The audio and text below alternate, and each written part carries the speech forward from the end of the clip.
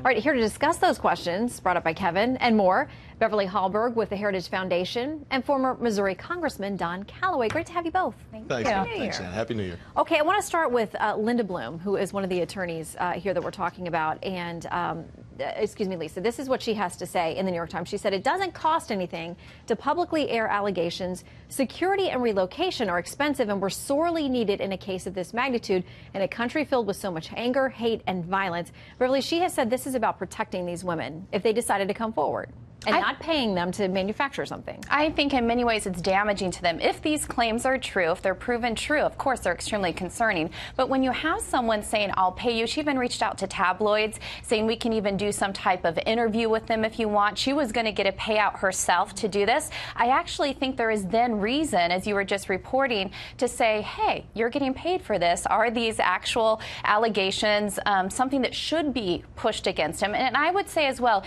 when you take a look at the allegations against President Trump, I think it also begs the question, why are they having to work so hard to find women who want to speak out? There are some that have, but having to pay women, I actually think it hurts their case when they're saying he did something.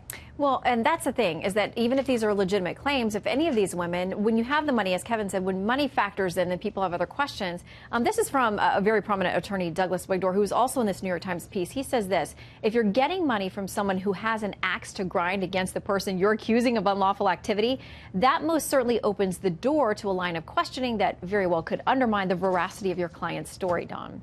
It's not good. I used to practice law as a younger fellow, and this is a bad fact, but it's not a determinative fact by any means. At the end of the day, you have to kind of get past the salacious nature of this whole thing and look to the nature of the claims.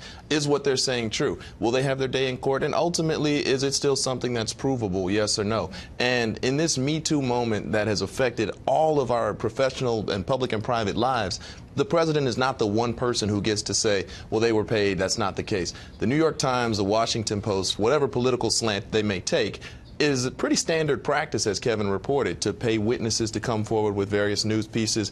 Again, this is not a good fact, but it's not a determinative fact by any means. What we should be looking at is whether or not what these women are saying is true.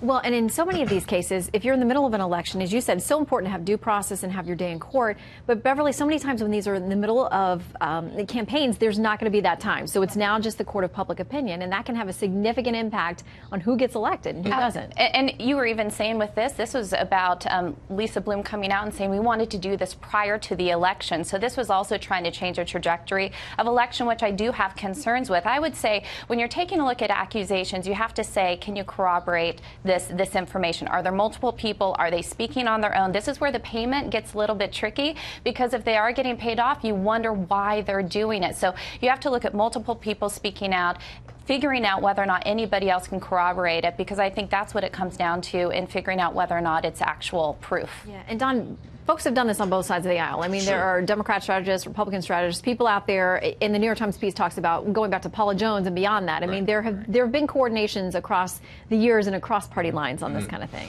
There have, and so it's not really a partisan issue. But I would also think, as Kevin reported, there's very practical matters to why you would pay a witness or someone to come forward. First of all, the day that a woman comes forward, her life is no longer hers. She's a public figure, whether or not she asked for it. She's got media camped out, and her name is in front of the world. Perhaps that's something that you have to incentivize someone to do if their claims have any truth. Secondly, if this thing moves towards legal proceedings, as the Blooms and Allreds of the world want it to happen, lawsuits cost money. You have depositions, you have court reporters, all these things that cost hundreds of thousands of dollars to pay for that ultimately have to be financed. So again, I realize that the money is not a good fact here for big-time Democrats here, but it's kind of unfortunately the reality that we live in, and it doesn't mean that these women do not have serious claims which should be really looked at. Well, and Beverly, some of the women over the last few weeks that we've heard about these reports with Lisa Bloom ultimately decided not to come forward. They either wanted a lot more money because they thought their lives were never going to be private again, they wanted security and that kind of thing, or for whatever reason they personally decided it wasn't worth a personal cost to them. Yeah, and you have to take that into consideration. There is, as you were just saying, a lot that can happen to women who do come out. Their name is out there. What does this mean for their career? But I even want to take a look at Lisa Bloom and look at some of her past trajectory in these cases. She did defend Harry Weinstein. There are some concerns about, okay, if you are an attorney who wants to stand up for women's rights, why did you defend Harry Weinstein, and why are you now saying we want to go against Trump? It looks political, and I think maybe that's why some of the women decided we don't want her to defend us in this. I think even she has kind of backtracked on that, saying maybe that wasn't the best decision, because, you know, it doesn't, you as an attorney, you know, we know that you're not always, you know, in simpatico with your client, but listen, there's no doubt it's political. And let's just put out there that Harvey Weinstein is a terrible guy, right? And I think that's one thing that everybody can agree on in the new year. It's extremely political. That is absolutely the case. But that's kind of the nature of the game that we've all chosen to play. And so can't deny that it's political, but again, we also can't deny that these women might not have very serious claims that should be considered. True. I mean, both of those things can be true at the same time. Don and Beverly, great to see you both. Thank you, Sam. Happy New Year. Happy New Year. We're not even going to ask about resolutions and if you've broken them yet.